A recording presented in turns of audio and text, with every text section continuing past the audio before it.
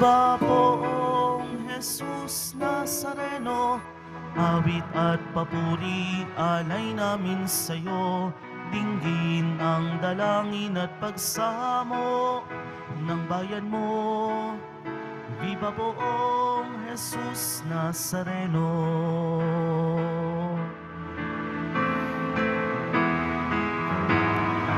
Tayo ngayon ay magtipon at sambahin ang poon. Magdiwang tayo sa ating debosyon, purihin ang Panginoon. Viva poong Jesus Nazareno, awit at papuri alay namin sa'yo. Dinggin ang dalangin at pagsamo ng bayan mo. Viva poong Jesus Nazareno.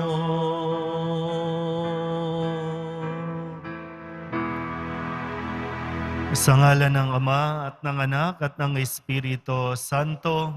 Amen.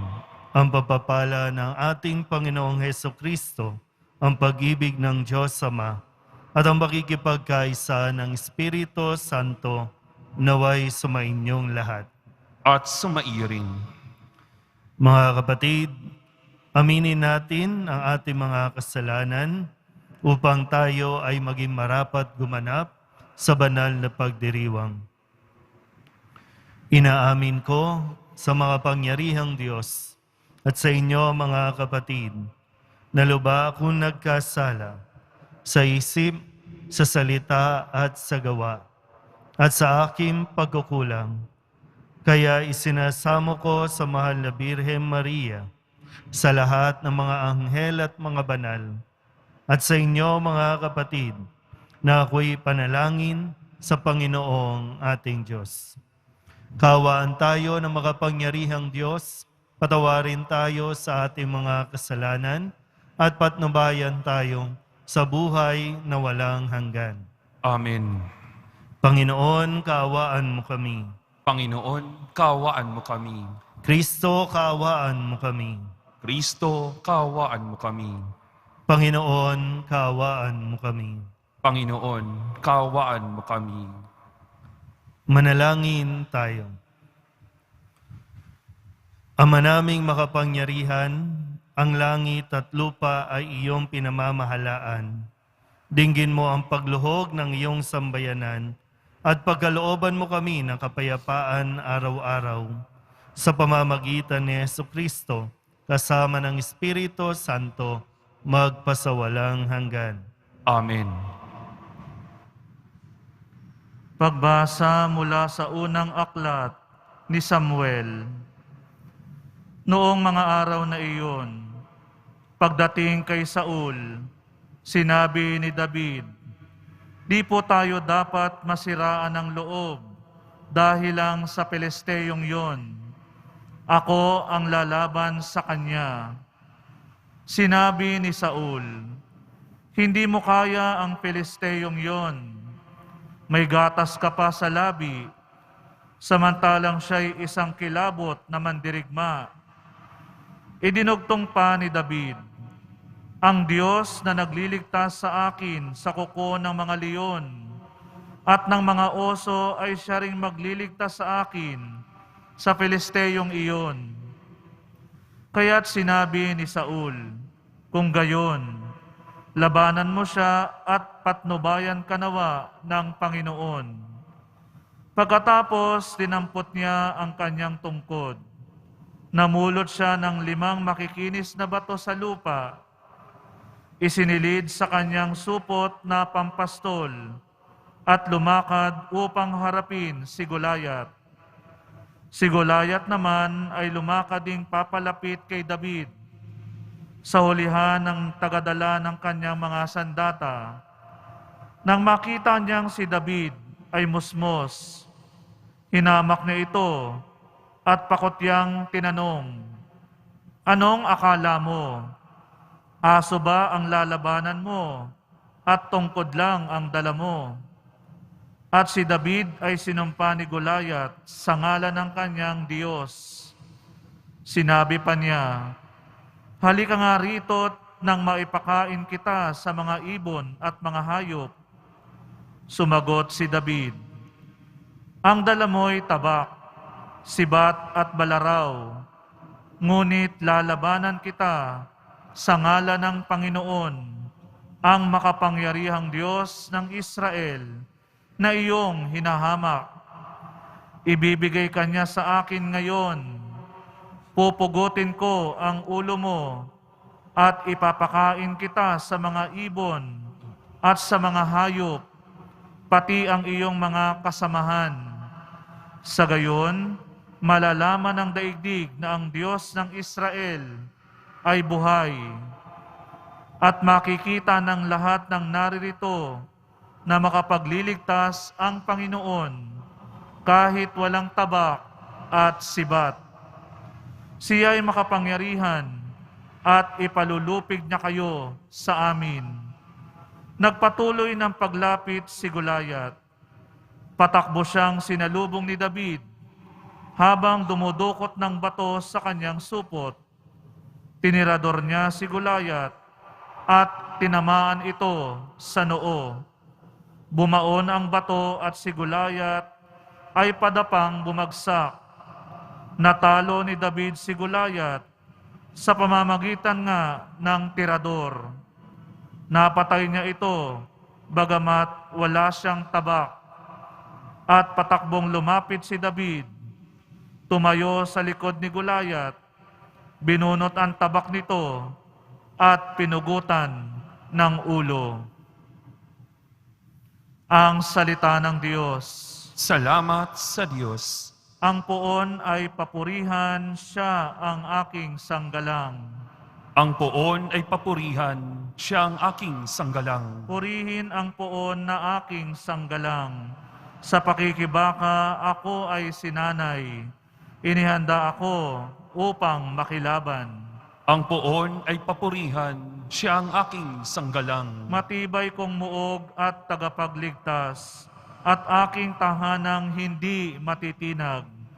Tagapagligtas kong pinagtitiwalaan, nilulupig niya ang sakop kong bayan. Ang poon ay papurihan, siya ang aking sanggalang. O Diyos, may awitin akong bagong-bago. Alpa'y tugtugin at aawit ako. Tagumpay ng hari ay iyong kaloob, at iniligtas mo si David mong lingkod. Ang poon ay papurihan, siya ang aking sanggalang.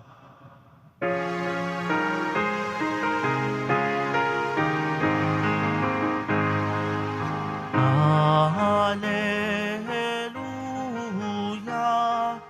Alleluia, Alleluia,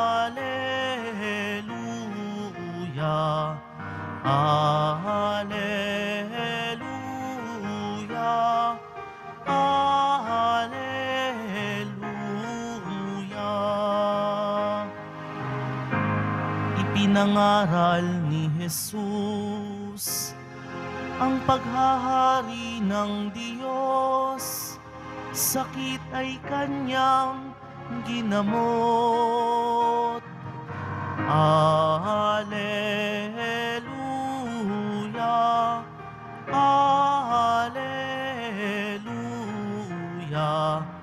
Alleluia,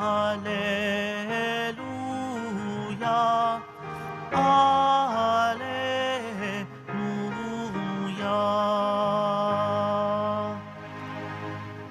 Sumainyo ang Panginoon. At sumairin. Ang mabuting balita ng Panginoon ayon kay San Marcos. Papuri sa iyo, Panginoon. Noong panahong iyon, muling pumasok si Jesus sa sinagoga at naratnan niya roon ang isang lalaking patay ang isang kamay. Kaya't binantayan si Jesus ng ilang taong naroon upang tingnan kung pagagalingin niya ang lalaking iyon sa araw ng pamamahinga para may maiparatang sila sa kanya. Tinawag ni Jesus ang lalaking patay ang kamay. Halika rito sa unahan.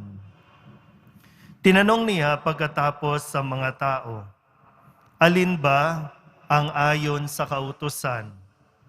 Ang gumawa ng mabuti o gumawa ng masama sa araw ng pamamahinga. Magligtas ng buhay o pumatay. Ngunit hindi sila sumagot. Habang tinitingnan ni Jesus sa mga taong nasa paligid niya, galit at lungkot ang nabadha sa kanyang mukha dahil sa katigasan ng kanilang ulo. Bumaling siya sa lalaki at sinabi, "Iunat mo ang iyong kamay." Iniunat naman ng lalaki ang kanyang kamay at ito'y gumaling. Umalis sa mga Pariseyo at nakipagsabwatan sa mga kampo ni Herodes upang ipapatay si Jesus. Ang mabuting balita ng Panginoon. Pinupuri ka namin, Panginoong Hesukristo. Isang magandang araw po sa inyong lahat. Sa araw pong ito, sa ating Ebanghelyo, narinig po natin ang kwento kung saan araw ng pamamahinga at marami po ang naroroon hindi para makinig kay Jesus, hindi para maniwala kay Jesus, kundi para magmasid at humanap ng ikakasira ni Jesus. Siguro po, no, kung yung panahon natin ngayon, magiging katulad ng panahon noon, siguro ang dami din dito, no, na nasa loob ng sinagoga, ang may hawak-hawak na kamera. Kasi ngayon po, no, talagang lahat may kamera. Lahat nakatutok. Lahat nga po, o marami sa atin, ang gumagawa ng kung ano-anong video, i-post lang sa social media dahil yung iba gustong mapansin, gustong magpapansin, gustong makilala, gustong sumikat. Pero sana po malinaw, no? Hindi naman po masama, no? Yung magpo-post ka, magbi-video, pero sana malinaw yung motivation mo. Yung dahilan ba kung bakit gusto mong nakikita ka at nakikita ng tao ang iyong ginagawa.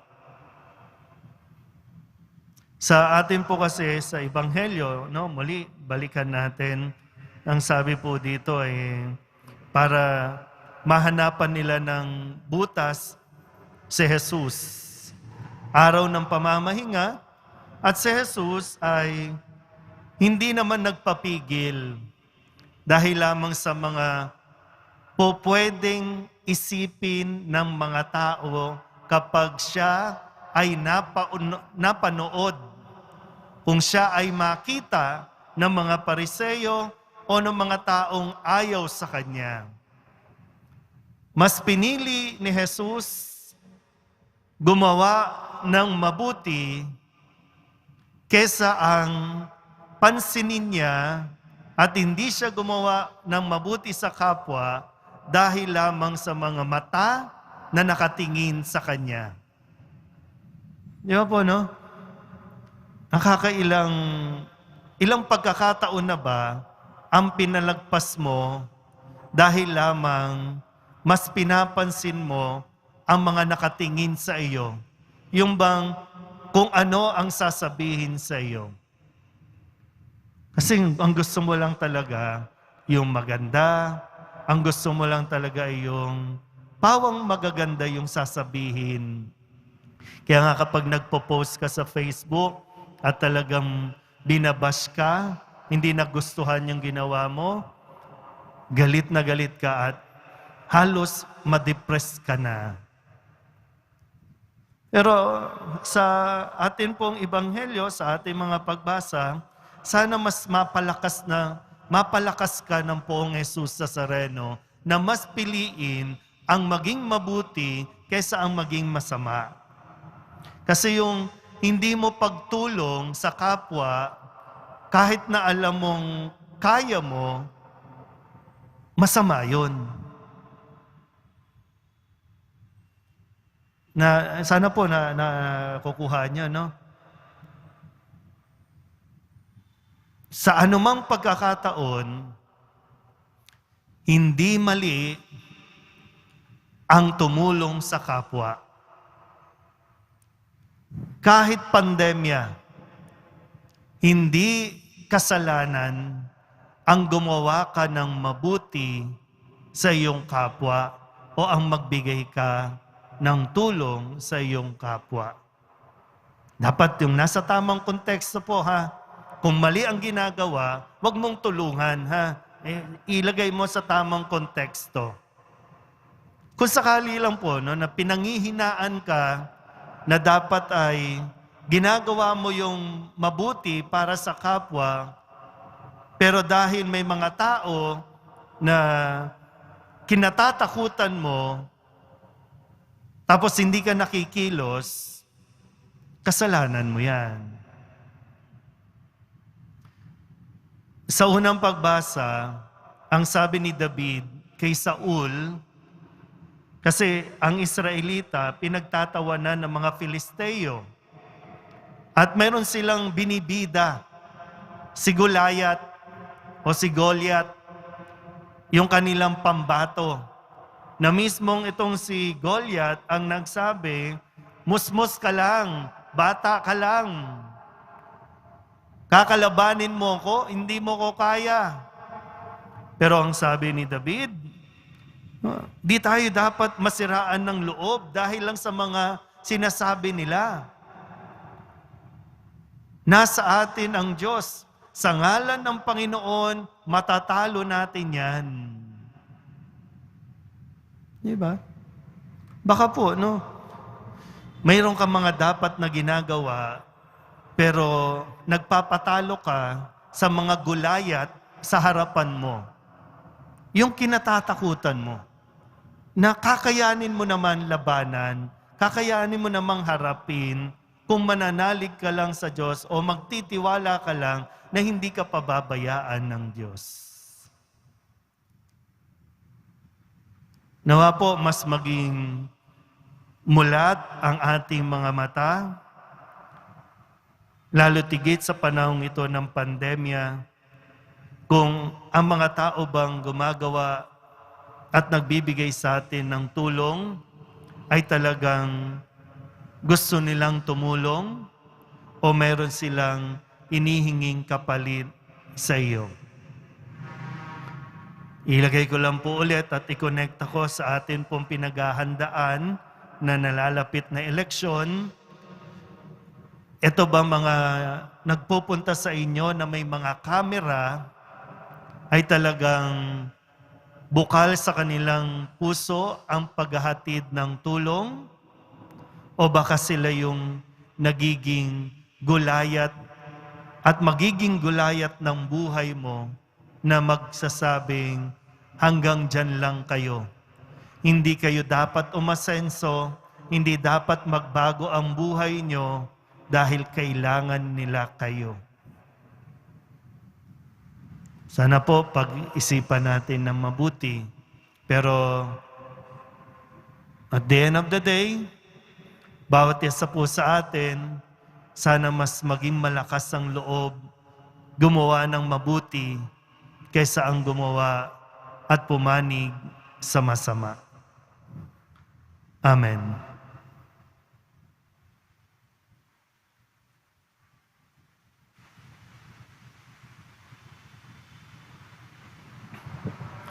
Minamahal ko mga kapatid, pinalaya tayo ni Kristo sa mapanirang kapangyarihan ng kasamaan at kasalanan upang maging malaya tayong makibahagi sa pagpapahayag ng mabuting balita.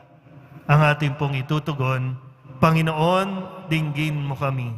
Panginoon, dinggin mo kami. Ang simbahan naway makatagpo ng pamamaraan na mapalaya ang sinuman sa anumang hadlang upang ipahayag ang Ebanghelyo. Manalangin tayo. Panginoon, dinggin mo kami. Sa nagugutom na daigdig, lalo na sa mga taong hindi makatarungang pinagkakaitan ng pagkain, damit at tahanan. Naway pagkalooban sila ng Panginoon ng pag-asa. Manalangin tayo. Panginoon, dinggin mo kami. Ang lahat ng mga Kristiyano, naway hindi maging mga taong mapagkunwari na sumunod sa batas, kundi maging mga taong may pusong gagawin ang mabuti. Manalangin tayo. Panginoon, dinggin mo kami. Tayong lahat naway magmalasakit sa mga nagdurusa at naghihirap upang mapagaan ang kanilang dinadala at tulungan silang patuloy na manalig sa Diyos. Manalangin tayo. Panginoon, dinggin mo kami. Idulog din natin sa Panginoon ang ating mga personal na kahilingan, mga panalangin para sa ating mga pamilya. Ganon din ang lahat ng mga misang pasasalamat, espesyal na intensyon at mga kaluluwa na hinihiling na ipagdasal sa misang ito.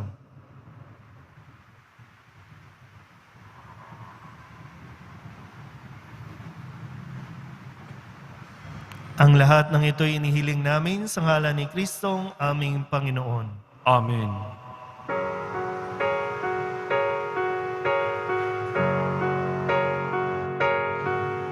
O Diyos, awang di mabilang, tanggapin mo yaring aming alay, gawin ito bilang tanda ng aming kaligtasan.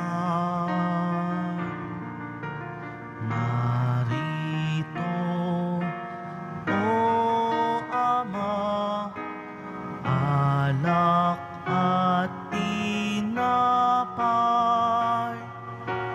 bunga ng lupa at ng aming paggawa.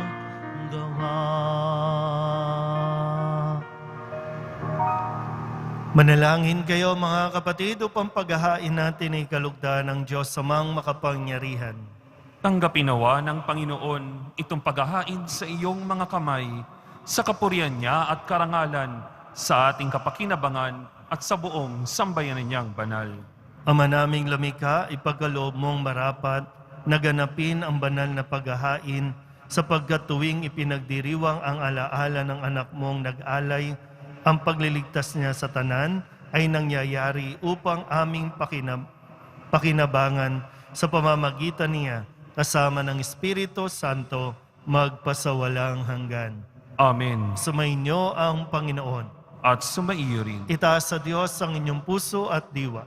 Itinasa namin sa Panginoon. Pasalamatan natin ang Panginoong ating Diyos. Marapat na siya ay pasalamatan.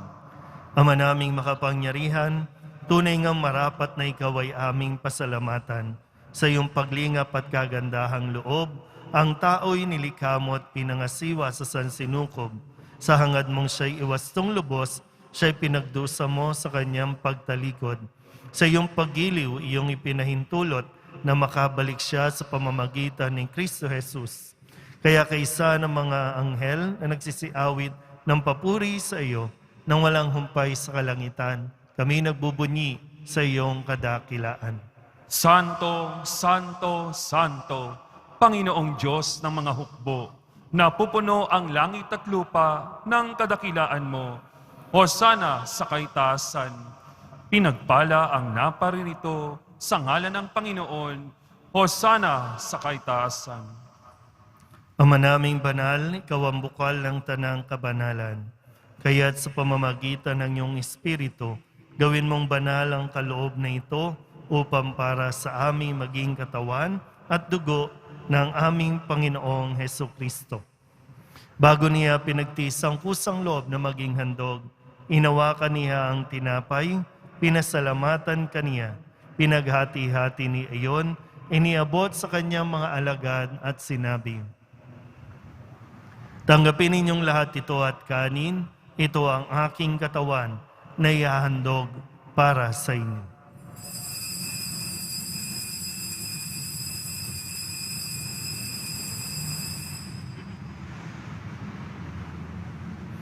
Gayun din naman nung matapos ang hapunan, inawakan niya ang kalis, muli kaniyang pinasalamatan. Iniabot niya ang kalis sa kanyang mga alagad at sinabi, "Tanggapin ninyong lahat ito at inumin. Ito ang kalis ng aking dugo, ng bago at walang hanggang tipan. Ang aking dugo na ibubuhos para sa inyo at para sa lahat, sa ikapagpapatawad ng mga kasalanan. Gawin ninyo ito sa pag-alaala sa akin."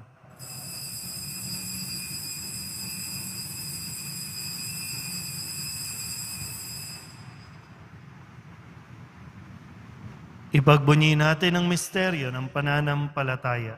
Si Kristo'y namatay, si Kristo'y nabuhay, si Kristo'y babalik sa wakas ng panahon. Ama, ginagawa namin ngayon ang pag-alaala sa pagkamatay at muling pagkabuhay ng iyong anak. Kaya tinihaalay namin sa iyo ang tinapay na nagbibigay buhay at ang kalis na nagkakaloob ng kaligtasan. Kami nagpapasalamat dahil kami iyong minarapat na tumayo sa harap mo para maglingkod sa iyo. Isinasamo namin kami magsasalo-salo sa katawan at dugo ni Kristo ay mabuklod sa pagkakaisa sa pamamagitan ng Espiritu Santo. Ama, lingapin mo ang iyong simbahang laganap sa buong daigdig. Puspusin mo kami sa pag-ibig kay San Francisco na aming Papa at ni Jose na aming Obispo at ng Tanang Kaparian. Alalahanin mo rin ang mga kapatid naming nahimlay na may pag-asang sila'y muling mabubuhay, gayon din ang lahat ng mga pumanaw. Kawaan mo sila at patuloyin sa iyong kaliwanagan. Kawaan mo at pagindapating kaming lahat na makasalo sa iyong buhay na walang wakas. Kaysa ng mahal na Birhen Maria na Ina ng Diyos, ng kabiyak ng puso niyang sa San Jose. Kaysa ng mga apostol at ng lahat ng mga banal na namuhay dito sa daigdig ng kalugod-lugod sa iyo. May pagdiwang nawa namin ng papupuri sa ikararangal mo sa pamamagitan ng iyong anak na aming Panginoong Hesukristo. Sa pamamagitan ni Kristo, kasama niya at sa Kanya, ang lahat ng parangal at papuri ay sa iyo, Diyos Amang makapangyarihan, kasama ng Espiritu Santo, magpasawalang hanggan.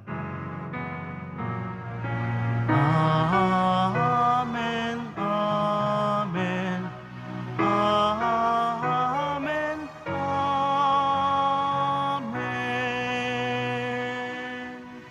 Buong kababaang loob tayong tumawag sa ating Panginoon ng Ama namin. Ama namin, Sumasalangit ka, sambahin ang ngalan mo, mapasa amin ang kaharian mo, sundin ng loob mo, dito sa lupa para ng sa langit. Bigyan mo kami ngayon ng aming kakanin sa araw-araw at patawarin mo kami sa aming mga sala para ng pagpapatawad namin sa nagkakasala sa amin. At huwag mo kaming ipaintulot sa tukso at iadya mo kami sa lahat ng masama. inihiling namin kami iadya sa lahat ng masama, pagkalooban ng kapayapaan araw-araw, iligtas sa kasalanan at ilayo sa lahat ng kapahamakan, samantalang aming pinananabikan ang dakilang araw ng pagpapahayag ng tagapagligtas naming si Hesukristo. Sapagkat iyo ang kaharian at ang kapangyarihan at ang kapurihan magpakailanman. Amen. Panginoong Hesukristo, sinabi mo sa iyong mga apostol, kapayapaan ang iniiwan ko sa inyo, ang aking kapayapaan ang binibigay ko sa inyo. Tunghayan mo ang aming pananampalataya at huwag ang aming mga pagkakasala. Pagkalooban mo kami ng kapayapaan at pagkakaisa ayon sa iyong kalooban, kasama ng Espiritu Santo, magpasawalang hanggan. Amen. Ang kapayapaan ng Panginoon ay laging sumainyo. At sumairin. Magbigayan po tayo ng kapayapaan sa isa't isa. Kordero ng Diyos na nag-aalis ng mga kasalanan ng sanlibutan, maawa ka sa amin. Kordero ng Diyos na nag-aalis ng mga kasalanan ng sanlibutan, maawa ka sa amin. Kordero ng Diyos na nag-aalis ng mga kasalanan ng sanlibutan, ipagkaloob mo sa amin ang kapayapaan.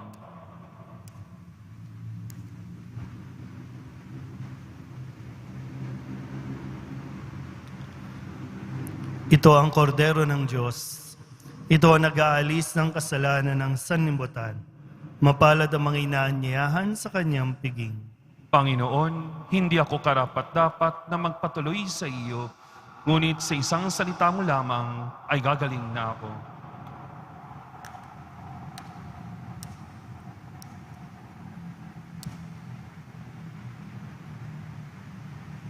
Katawan ni Kristo, Amen.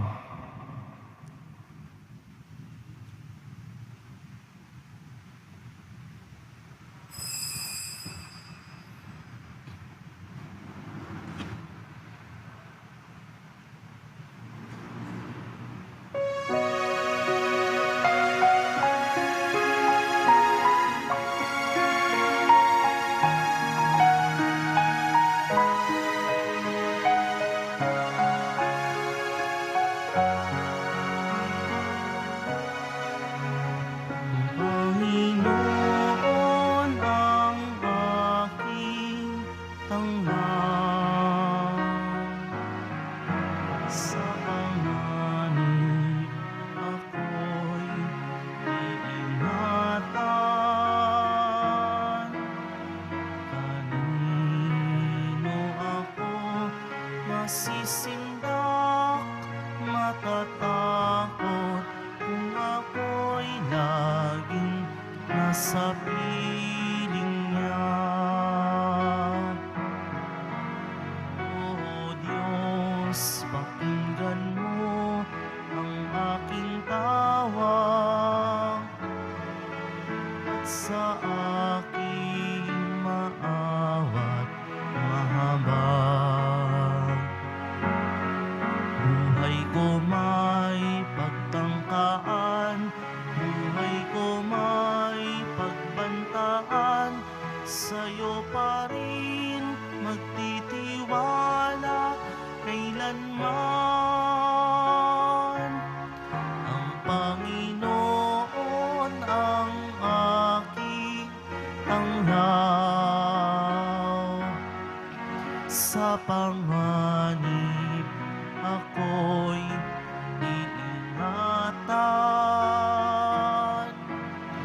Kanino ako masisindak, matatakot kung ako'y laging nasa piling niya. O Diyos, sana'y pahintulutang mamalagi sa banal mong harapan. Ang tinig mo'y mapakinggan, pag-ibig mo'y maramdaman, kadakilaan mo't ganda'y masaksihan. Ang Panginoon ang aking tanglaw,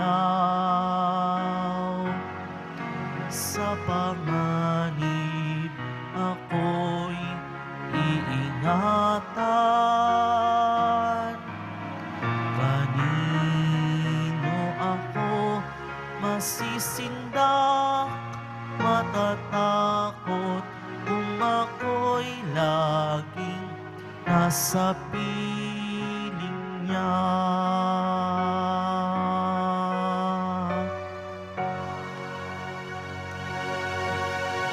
manalangin tayo.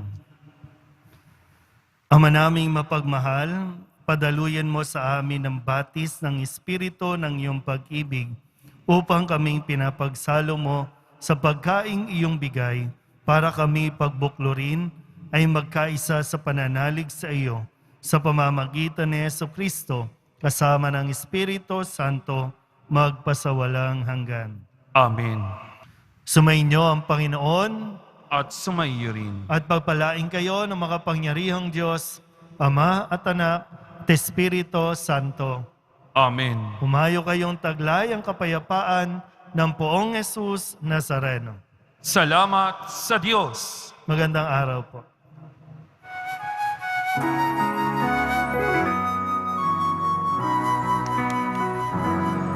Nuestro Padre Jesus Nazareno, sinasamba ka namin, pinipintuho ka namin, aral mo ang aming buhay at kaligtasan. Nuestro Padre Jesus Nazareno, iligtas mo kami sa kasalanan. Ang krus mong kinamatayan ay sagisag ng aming kaligtasan.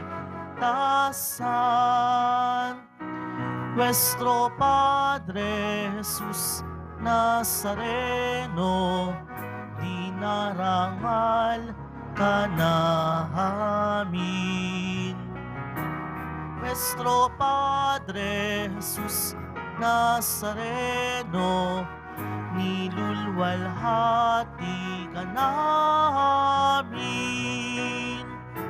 Nuestro Padre Jesus Nazareno, dinarangal ka namin.